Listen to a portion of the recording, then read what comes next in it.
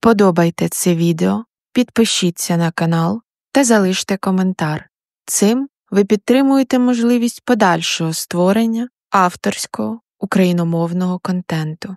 Розділ 5.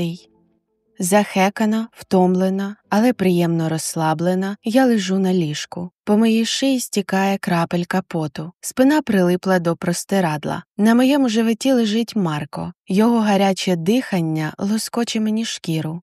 «Як давно ти гастролюєш з групою?» – питаю, дивлячись на стелю. «Трохи більше, ніж рік». «І в яких містах ви бували?» Раптове припущення лізе мені в голову. Київ, Дніпро, Одеса. Він замовкає, я напружуюся. Застигла і не ворушуся. Ще у Черкасах, Львові та Івано-Франківську. Зітхаю з полегшенням. У цих містах жертв не було.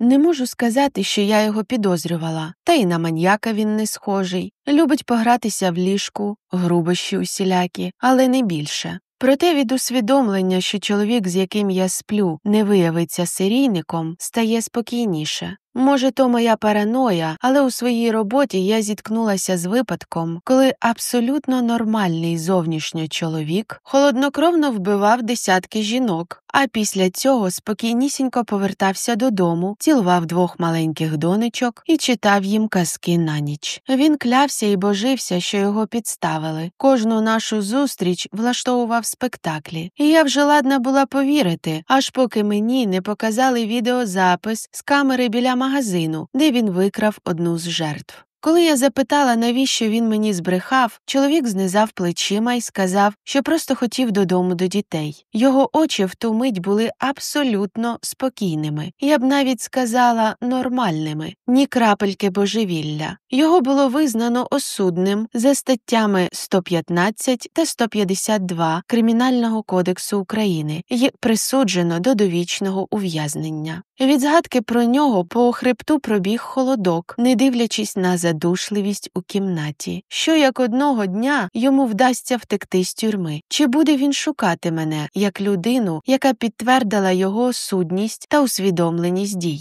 Марко тим часом цілує мій живіт, а водить рукою в мене між ніг. Його гаряче дихання опускається нижче живота. Мене обкочує хвиля збудження і водночас роздратування.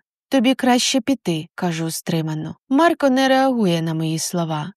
«Перестань», – я відпихаю його рукою, та він хапає її і грубо стискає. Я скрикую від несподіванки, а він заводить обидві руки в мене над головою, цілує груди. «Марко, я не хочу! Відпусти!» Чоловік пильно дивиться мені в очі і проводить язиком по соску. Я намагаюся викрутитися, та він затискає коліньми мої ноги. Мені лячно. Тілом пробігають сироти. І водночас накриває хвиля збудження, дикої, тваринної пристрасті. Через півгодини Марко йде. Такого досвіду в мене ще не було. Двічі я втрачала свідомість від задоволення. Він лякає мене і водночас приваблює. Я звикла до того, що чоловіки мене або бояться і підлаштовуються, або уникають. Іноді й те, й інше. З Марко я відчуваю себе маленькою дівчинкою, його власністю, просто самкою, яку він знайшов десь у лісі і зробив своєю. Мені лінь піти поснідати чи випити кави на кухні. Я продовжую лежати на зім'ятих простирадлах і витріщатися на стелю. Від цього заняття мене відриває телефонний дзвінок. Це Максим. Неохоче беру слухавку. «Привіт, Ніко. Твоя порада перевірити в інших містах принесла неочікувані результати. Я слухаю і суплюся, силкуючись згадати, що я там йому радила. Були й інші жінки. Їх не віднесли до цієї справи, бо не знайшли слідів сексуального контакту. Ще 3 жертви. В мене на лобі виступає холодний піт. Дай вгадаю. У Черкасах, Львові та Івано-Франківську. На секунду Максим замовкає. «Ну, ти прямо ворожкою стала, Ніко. Саме в цих містах. Звідки ти знаєш?» Я мовчу. Моє припущення – не привід для арешту. Що я йому скажу? Що чоловік, з яким я сплю, їздив у гастролі до цих міст? Та чимало людей за останній рік могли побувати в тому ж Києві, Дніпрі чи Івано-Франківську. Це може бути просто збіг. Тим паче не збираюся розповідати про моє бурхливе сексуальне життя з малознайомими чоловіками. Якщо чесно, кажу нарешті, я назвала навмання те, що в голову прийшло. Максим мугикнув. Здається, він мені не повірив. Тоді чекаю від тебе відповіді і психологічний портрет. Я кладу слухавку, ходжу колами по квартирі, думаю. На основі аналізу обставин злочинів, який я провела цими днями, особливостей вибору жертв, типу насильства та послідовності дій, можна припустити наступне. Ймовірний вік злочинця 30-45 років. Має високий інтелект і навички контролю поведінки. Ймовірна наявність сексуальних відхилень. Виявляє стійку агресію до певного типу жінок, блондинок з дітьми чоловічої статі, можливо, через травматичний досвід з матір'ю чи коханкою. Контролює простір, планує наперед, не діє імпульсивно. Можливо, вже був у психіатричному спостереженні або перебував у психотерапії в минулому. Під цей психологічний портрет підійде багато чоловіків. Немає ніякої впевненості в тому, що це реально Марко. Правильно було б перестати з ним зустрічатися і попросити Макса перевірити його. Проте серійники зазвичай дуже розумні та хитрі. Якщо це дійсно Марко, він одразу зрозуміє, що його взяли в роботу, і ми ніколи нічого не доведемо. Йду на кухню. Дістаю недопиту пляшку вина, наповнюю келих. А що, як я поступово візьму його на гачок, виведу на чисту воду? В мене є відповідний досвід, освіта, я знаю, як це робиться, відчуваю поведінкові патерни цих людей. Розумію, коли вони брешуть і намагаються схитрувати. Відпиваю вина. Замість страху раптом відчуваю легкий трепет і збудження. Я, мабуть, також збожеволіла, та раптом моє самотнє, порожнє, ненаповнене емоційними прив'язками життя набуло яскравого сенсу. Мені стає цікаво. Я відчуваю себе на полюванні. От тільки хто на кого полює, невідомо.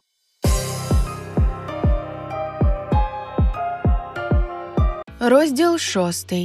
Я не бачила Марко вже 2 дні. Сама не телефоную. Хочу, щоб наші стосунки були максимально природними. І якщо він здогадається, що я його підозрюю, все піде до чорта. Але якщо я звичайна жінка, яку він підчепив у барі і яка не намагається його спіймати, то максимально природною поведінкою буде не триматися за нього і не боятися втратити. Можливо, це навіть викличе спалах агресії чи бажання завойовувати, якщо в Марка справді були проблеми з мамою. Беру лептоп і залажу на диван. На пошті є лист від Макса. Це короткі замітки і витяги з лікарень. Виявляється, 3 з 6 жінок були на обліку в психіатричній лікарні. Є показання сусідів про плач і крики, які доносилися з сусідньої квартири. Відповідно до цієї інформації, жінки справді були жорстокими, авторитарними і били своїх дітей. Я застигаю.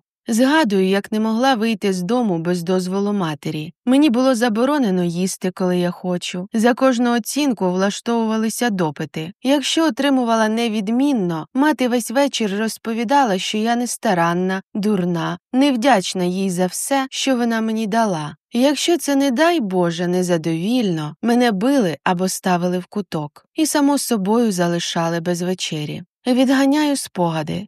Цікаво, що буде далі з тими хлопцями. Більшість таких дітей або спиваються, або стають такими ж монстрами в майбутньому. Мені б хотілося сказати, що є відсоток тих, хто справляється з дитячою травмою і стає нормальним. Наприклад, хто? Я? Мені смішно, бо я аж ніяк не приклад того, хто став нормальним. Я п'ю, палю, в мене купа випадкових сексуальних зв'язків і відсутність емоційних прив'язок. Та все ж вірю, що є ті, хоч і невеликий відсоток, хто ламає цей паттерн і йде зовсім іншим шляхом. Сьогодні я піду до бару, якщо Марко не зателефонує до вечора. Ловлю себе на думці, що від згадки про нього мене кидає в гарячий піт. Мені подобається його домінантність. Можливо, це теж завдяки моїй агресивній матері.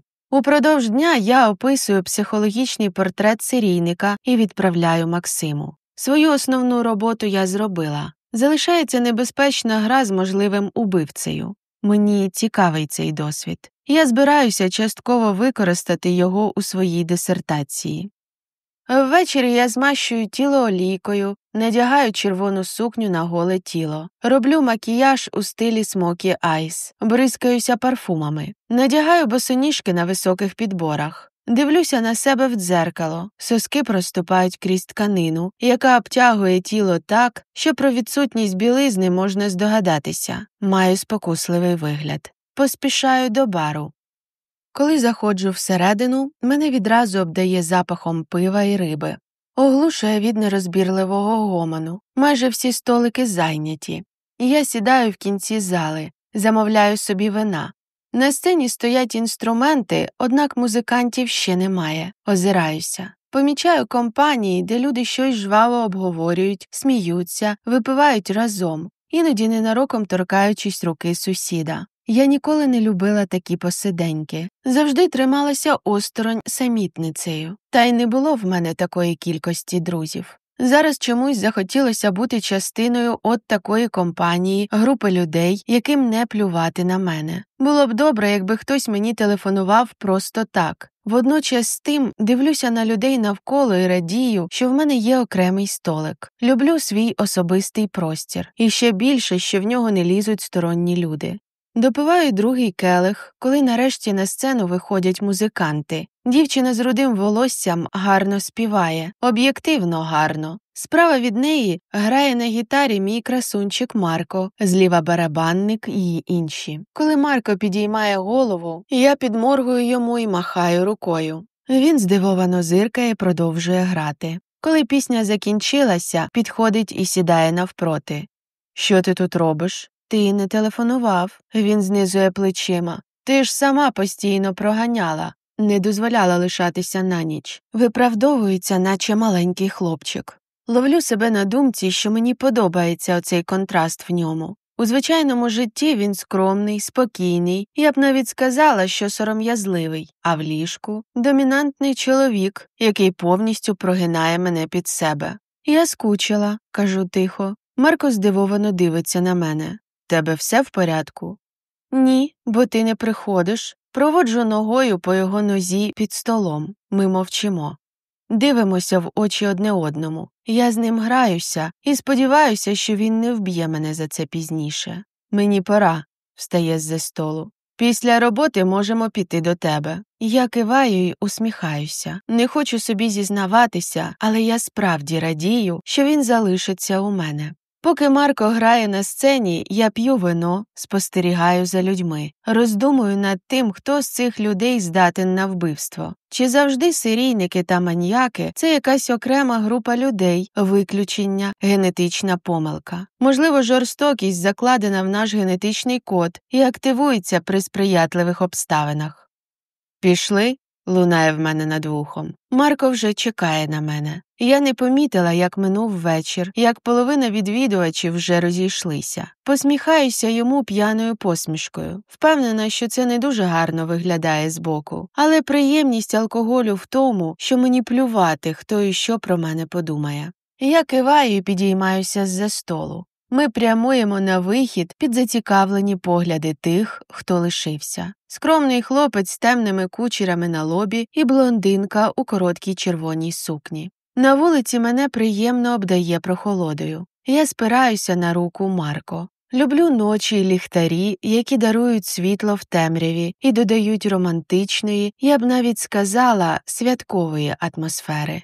Ми проходимо черговий темний провулок, і я раптом думаю, що якщо це Марко, то зараз він може затягнути мене в ту темряву, зґвалтувати та вбити. Я цілком підходжу під типаж жінок у цій справі. І головне, що, як і з рештою жертв, ніхто не знайде зв'язку між ним та мною. Друзів в мене немає, я ні з ким його не знайомила і навіть не згадувала про нього. Ніхто не прийде до мене додому перевіряти, чи я жива і здорова. Максимум кинуться через тиждень, коли його вже й слід пропаде. А я лежатиму і смердітиму на простирадлах. Ніхто й ніколи не дізнається, що спільного у клінічного психолога і музиканта з маленької групи, яка тимчасово виступає у місцевому барі. Я збочинка, бо ці думки, небезпека, збуджують мене. Я зупиняюся посеред дороги і ми цілуємося. Коли його губи і язик торкаються моєї шиї, в мене паморочиться в голові, особливо від відчуття своєї вразливості. Він може зробити зі мною що завгодно, але завжди лишається шанс, що не зробить. Тягну його за дерево, розтібаю штани, але він зупиняє мене,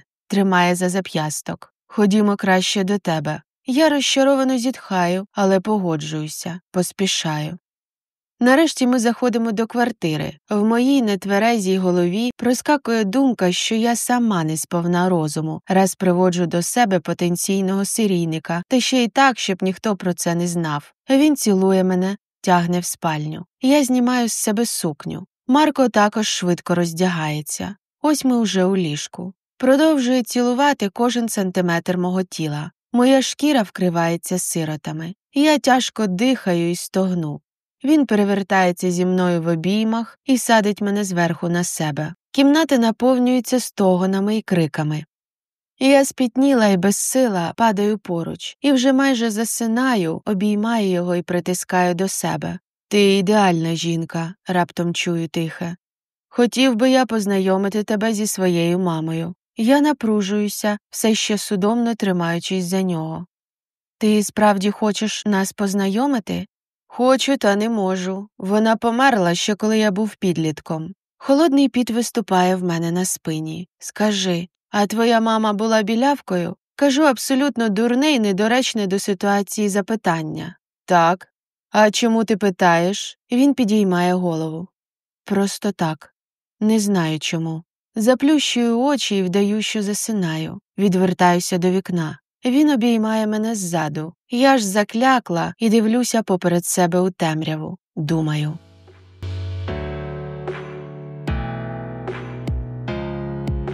Аудіокниги українською про кохання на каналі Аудіокниги українською книги Рада Лія. Розділ 7.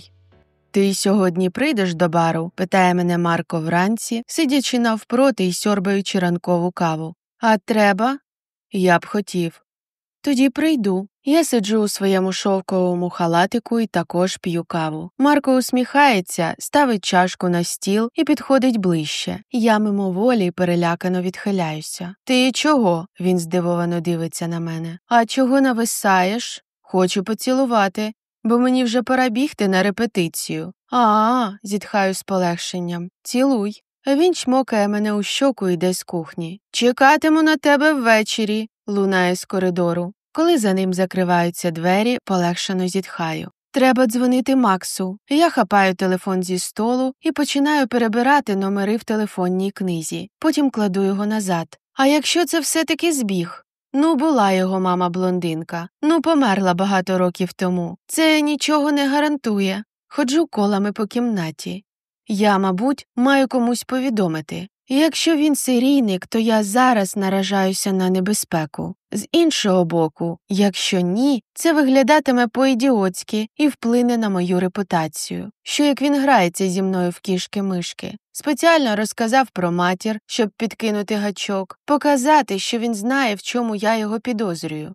Роблю собі ще одну чашку кави. Зазвичай обходжуся однією, але тут прямо випадок, коли треба подумати. Я маю вивести його на чисту воду, здобути незаперечні докази того, що це саме він. Врешті вирішую поки що грати далі в цю гру. Рано чи пізно він проявить себе. Цілий день працюю над дисертацією. Робота просувається повільно, бо всі мої думки зайняті Марко. Або це збіг, і мені трапився найкращий партнер по сексу, який у мене тільки був, або він – холоднокровний серійник, який просто випробовує мене і грається. Єдина надія на мій професіоналізм. Я досвідчений клінічний психолог, тож маю підловити його раніше, ніж він мене.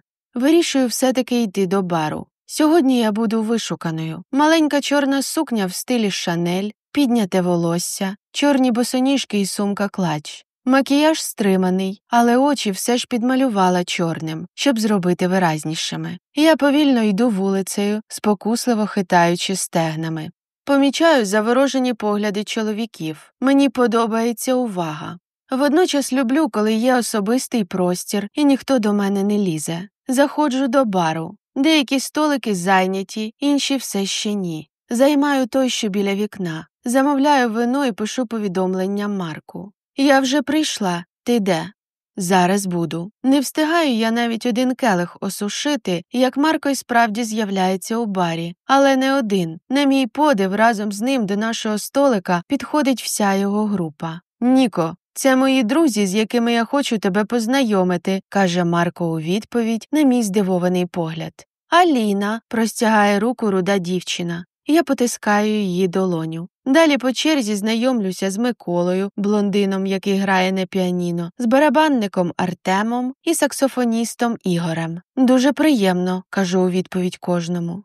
«Він про вас багато що розповідав», – тихо говорить Микола. Уважно вивчає моє обличчя. «Справді?» – дивуюся я. «Мабуть, щось погане?» «Що ви?» «Тільки хороше». Якийсь дивний вогонь на мить спалахнув в його очах. Та коли я пригледілася, вже нічого не було. Мені стало ніяково. Музиканти попрощалися і пішли готуватися до виступу. Марко сів поруч, взяв мене за руку, ніжно поцілував пальці. Моїм тілом прокотилася хвиля трепету. «Ти дуже гарна». Мені приємно. Він йде до своїх друзів на сцену. Вони починають грати джаз. Я дивлюся, як Марко впевнено тримає гітару, зливається з нею в єдине ціле. Як віддається музиці, ніби розчиняється у звуках. Це мене збуджує. Я задумуюся про те, що людина, яка на своєму місці, яка знайшла себе, яка любить те, чим займається, вона завжди сексі, приваблива для оточення. Він хитається в такт, промовляє губами слова пісні, яку співає Руда, потім дивиться у зал і переводить погляд на мене. Я сіпаюся. Бачу глибокі, абсолютно божевільні очі людини, яка здатна на вбивство. Це відчуття триває секунду. Потім він відводить погляд і продовжує грати. Дивлюся ще раз. Може, мені здалося? Я, можливо, накручую себе? Не знаю. Заплуталася. Якби я була звичайною нормальною жінкою, мала б вже тікати з цього бару за кілометр, змінити замки у дверях і розказати усе Максові. Та я продовжую сидіти і витріщатися на чоловіка, який, можливо, є маньяком, і з яким я регулярно займаюся сексом. Після виступу він повертається до мене. «Ходімо», – простягає руку. Я встаю і ми виходимо з бару. Він обіймає мене за талію, цілує в шию. Від його гарячого дихання мені лоскітно. Він проводить язиком і кусає мочку вуха. Я видихаю і закриваю очі. Як та миша перед удавом, заклякла і чекаю, що буде далі. Не тікаю, хоча знаю, що цей удав заковтне мене за секунду і не помітить як. Ми заходимо до будинку, підіймаємося до квартири. Як тільки я відчиняю двері, Марко починає здирати з мене одяг. Ще в коридорі ми вже повністю роздягаємо одне одного. Він стискає мої стегна. Я кусаю його за плече, диру нігтями спину. Коли нарешті добираємося до ліжка, це більше схоже на бійку, ніж на заняття коханням. Кожен його поцілунок майже відправляє мене в кому. Хвиля збудження накриває. Повітря не вистачає. Я забуваю, як дихати. «Сьогодні ми спробуємо щось новеньке», – каже він і хапає чорну хустку з столика біля ліжка. Я здивовано витріщаюся і раптом до мене доходить. «Не треба, прошу», – шепочу перелякано. Я намагаюся відіпхнути його руками, проте він виявляється сильнішим. Паніка накриває мене, коли я відчуваю, як хустка обвивається і стискається навколо моєї шиї. Хочу закричати, але ні звуку не можу видати. Я повністю в його владі, і зараз він задушить мене, як всіх своїх попередніх жертв. В конвульсіях я все ще пробую відсунутися, послабити хватку, та свідомість покидає мене і накриває пітьма.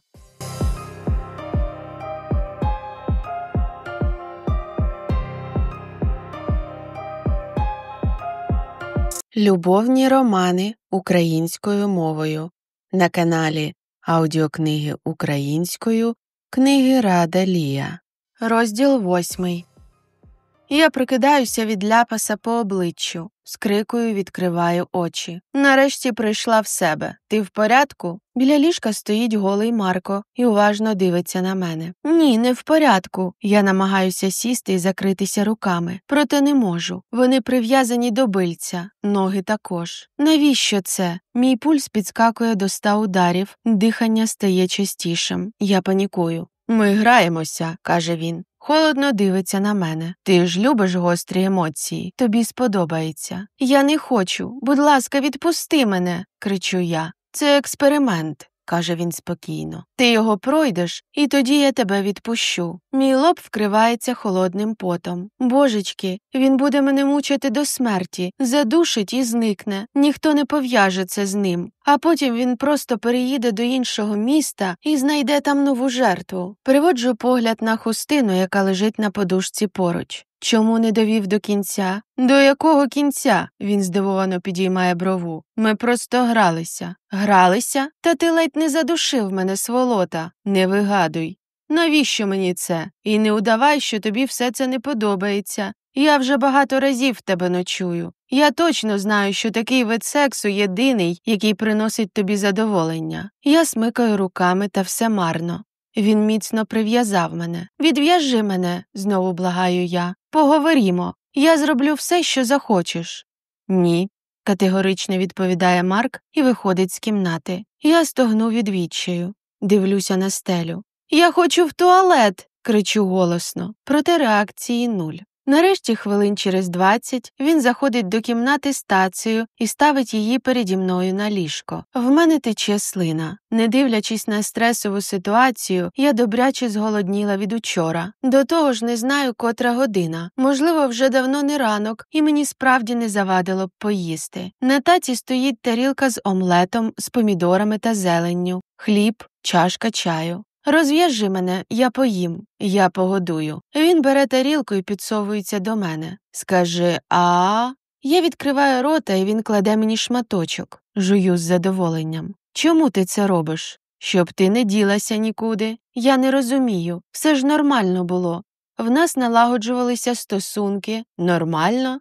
Та ти виганяла мене постійно, зникала. Ти як та кішка, яка гуляє сама по собі. Його очі спалахують небезпечним вогнем. А я хочу, щоб ти була моєю. Я і буду твоєю, брешу я. Ти мені дуже сподобався. Розв'яжи мене. Мовчи, каже він і кладе нову порцію омлету до мого рота. Я вимушено замовкаю, пережовуючи їжу. Більше нічого його не запитую і намагаюся не дратувати. Треба придумати план виходу з цієї ситуації, а до тієї миті поводитися тихо і спробувати завоювати його довіру. «Я хочу в туалет», – кажу, коли поїла. «Ти ж не можеш тримати мене без туалету, бо буду ходити під себе. Повір, це не надто приємне видовище». А він супиться, сумнівається, але нарешті погоджується. Відв'язує мої руки від бильця, при цьому тримає зв'язаними між собою. Веде до туалету. Я оцінюю ситуацію. Зараз намагатися втекти не варто. Об'єктивно він сильніший. Коли роблю свої справи, ми повертаємося у спальню, і він знову прив'язує мене. Мовчки починає одягатися. «Ти куди?»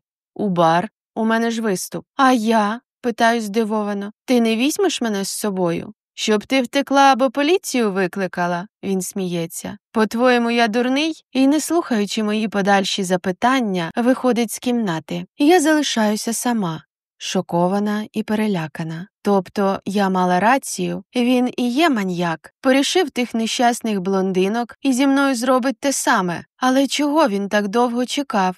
І чого не вбиває мене, а тримає тут зв'язаною? На ці питання я поки що не бачу логічної відповіді. Відчайдушно смикаю за мотузку. Все дарма. Надворі вже сутеніє, а Марко ще немає. Хоча, чого дивуватися. Виступи в барі тривають до пізньої ночі. Я голосно зітхаю. Руки затекли. Я знову хочу в туалет і їсти. Лежати весь час на спині незручно. Так розмірковуючи, я засинаю. Приходжу в себе від того, що Марко мене цілує. Він глибоко засовує язик мені до рота, мацає мої груди. Я намагаюся відсторонитися. Я їсти хочу і в туалет, він усміхається. В його очах я бачу божевільний блиск. Марко відв'язує мене і веде до туалету. Потім ми повертаємося. Він знову прив'язує мене, але цього разу не так сильно. Залишає трохи мотузки, щоб руки могли горизонтально лежати на ліжку. «Зараз щось принесу», – каже мені і виходить. О Боже, це мій шанс. Панікую, що не встигну. Телефон лежить на столику біля ліжка. Я лягаю і максимально далеко тягнуся ногою, поки не зачіпляю його пальцями. Потім затискаю між ногами і обережно підсовую до себе. Мої ноги тремтять. Горло стиснулося від страху і напруги. Телефон майже висковзнув на підлогу. Пальці рук спітніли. Я намагаюся дихати рівно і спокійно. Лише так у мене вийде опанувати себе і зробити задумане. Нарешті дістаю телефон обома руками і швидко набираю Макса. «Привіт, Ніко. Я читав твій психологічний портрет. Дякую, ти дуже допомогла. Є підозра, що серійник має бути зараз тут, у Києві. Максе, послухай, майже плачу я. Негайно приїзди до мене. Серійник – це музикант в групі, який грає у місцевому барі, і він зараз у мене. Прив'язав мене до ліжка. І якщо ти не приїдеш, я думаю, що він мене вб'є». У коридорі лунають кроки Марко. Тож я швидко вимикаю телефон і кладу його під подушку. За секунду двері відчиняються. На порозі стоїть усміхнений та голий Марко. Здається, він вирішив не лише мене нагодувати, а й зайнятися зі мною сексом перед тим, як розправитися. Я втискаюся в подушку. Тим часом чоловік підходить до мене ближче, ставить на ліжко тацю. Я купив роли. Зараз принесу пиво. Він тягнеться до мотузки і раптом відв'язує мене. Я здивовано на нього витріщаюся. «Ти відпускаєш мене?» «Ніко, ти реально подумала, що я викрав тебе і збираюся тримати тут довічно?» Він усміхається. «А що, це не так?» «Ніко, бляха, ти красива дівуля, яка любить жорсткий секс і посилає мене нахрін при кожній нагоді. А ще ти любиш усілякі такі штуки по типу 50 відтінків сірого. Я просто хотів тебе вразити і збудити, виділитися, так сказати, на фоні інших твоїх партнерів, щоб ти вибрала мене. Звичайно, що я не буду тримати тебе зв'язаною довічно. У мене своє життя. Гастролі скоро продовжаться по інших містах. Я просто фізично не зможу так тобою опікуватися». Він посміхається. «Тому пропоную смачненько поїсти, випити, гарно задовольнити одне одного, та і я поїхав додому, бо мені вранці на репетицію». Він підсовує до мене тацю з ролами, а сам встає з ліжка. «Принесу холодного пива». Коли за ним зачиняються двері, я судомно дістаю телефон з-під подушки. Тремтячими пальцями намагаюся набрати номер Максима. Треба негайно скасувати його приїзд, сказати, що то я не так все зрозуміла. Аж раптом чую гуркіт в коридорі й чоловічі голоси. «Ляж, негайно! Мордою в підлогу, я сказав!» За секунду двері до кімнати відчиняються. На порозі стоїть Максим, який ошелешено дивиться на мене. Голу у ліжку, перед тацею з ролами і без будь-яких слідів насильства.